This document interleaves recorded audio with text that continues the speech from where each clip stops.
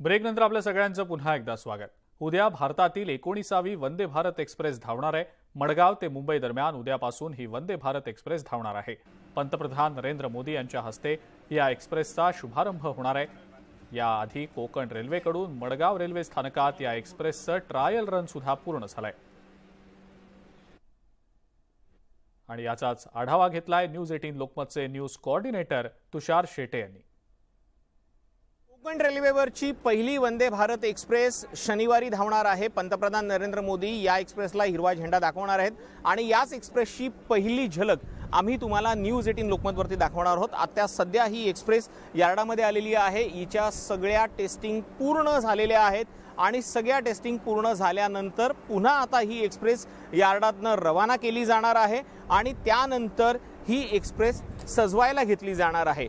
अनेक जाणकारांच्या मध्ये आतापर्यंत वंदे भारतच्या जवळपास 19 एक्सप्रेस भारतामध्ये धावत आहेत। त्यापैकी 4 एक्सप्रेस महाराष्ट्राच्या वाट्याला आलेल्या आहेत। ही गोव्याच्या वाट्याची एक्सप्रेस जरी असली तरीही ती मुंबई मडगाव या दरम्यान धावणार आहे। त्यामुळे महाराष्ट्राला 5 एक्सप्रेस मिळालेले आहेत। या एक्सप्रेसचा ताशी वेग हा 200 किलोमीटर पर्यंतचा असणार आहे। त्यामुळे मुंबई ते मडगाव हे अंतर ही एक्सप्रेस अवघ्या 8 तासांमध्ये कापू शकणार आहे। आता या मार्गावरची सर्वात वेगवान एक्सप्रेस अशी तेजस एक्सप्रेसची ओळख आहे। मात्र हेच अंतर तेजस एक्सप्रेसला कापायला जवळपास 8 तास 50 मिनिटं लागतात। त्या तुलनेमध्ये वंदे भारत एक्सप्रेस जवळपास पाऊण ते 1 तास लवकर पोहोचणार आहे। मात्र असं जरी असलं तरीही या एक्सप्रेसचे तिकिटाचे दर हे तेजस एक्सप्रेसपेक्षा जास्त असणार आहेत। त्यामुळे प्रवाशांच्या खिशाला थोडीशी चाट नक्कीच बसू शकते।